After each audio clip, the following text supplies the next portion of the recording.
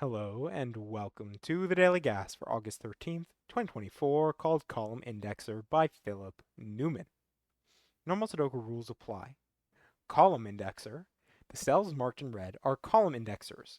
If a digit D in a red cell is in column C in its row, then digit C is in column D in the same row. Alright, so what in the world does that mean? Column and row indexers are generally pretty weird to explain. But essentially, if I look across this row, what each of these red cells are saying is where the column number that represents their position. So for example, I'm just going to mark off that this is column 2, this is column 4, this is column 6, and this is column 8.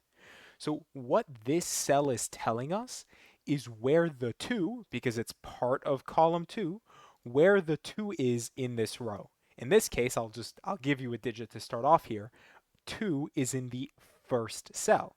If 4 was here, let's say, then this would be 7 because 4, column 4, 4 in this row is in the 1, 2, 3, 4, 5, 6, 7th cell. If instead, let's say we had 4 here, then 4 would be in the 8th cell, so you would put 8 here. So on and so forth for 2, 4, 6, and 8 across every single set of rows in this grid. Might be a little confusing, but hopefully that all made sense. Those are the rules. Let's just jump right into it. All right. So right off the bat, obviously here, if we see a digit already in this column, then we can place 2. So for here, for for this row, for example, we already said that 1 says that 2 is in the first place, the 1th place, as I like to say. Over here, 2 is actually in the 9th place, so we put 9 here. 2, 2, 2. So 2 is in the 2nd place, so it's just pointing to itself. And I think we're good there. 4, 4 is in the 7th position, so we're going to put 7 there. 8, let's do 8 real quick. Well, 8 is in the 8th position, so we're set there.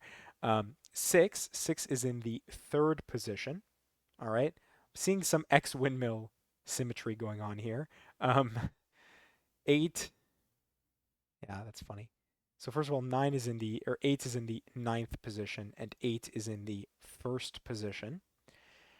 And I think that's what we can do for now, but let's talk about row and column indexers real quick. So there's a little kind of trick that is useful to know with a column or row indexer, and it's that in a column or row indexer within the box, right? If it spans across the box like it does here, we actually know that this is an entropic line. An entropic line is a line that contains one low digit, 1, 2, 3, one middle or medium digit, 4, 5, 6, and one high digit, 7, 8, or 9. The reason that we know this is if you think about what these numbers are actually saying, these numbers point to groups of boxes. So here, if this is a low digit, 1, 2, or 3, it points to the first box. So let's just say, for example, this was 3. We would have 2 different numbers that index 2 inside the same box. So we need to have a low digit to account for the first box, a middle digit of some sort, which will end up going here, a middle digit of some sort to point to this box, and a high digit of some sort to point to this box. That way, your 2's can be evenly spread across the rows. So, how can we figure out what to place here? Well, actually, I've noticed something. Because we know that this has to be a middle digit from 4, 5, or 6, it can't be 5. Can it be 4? Well, 4 would say that 2 goes in the 3rd position. Actually, something I've completely ignored here is the 3 here actually places 4 right here. So even better, we just get 6. Cleaner way to do that, but still interesting enough. 6 points to 2, and now we have full representation of the digits in the column row indexer thing happening.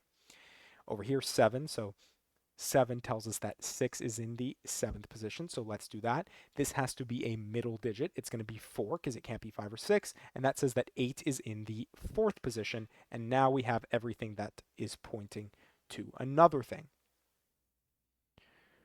All right, and we can do some work here. 2, just by Sudoku, 2 tells us what? 2 places 2 in the 7th cell. That makes this 7. We need a middle digit here. It can't be 6 or 5, so it must be 4. 4 says 2 goes here, and 2 says 4 goes there, so they kind of call back to each other. 7 goes here. This is just basic Sudoku here. This is 3.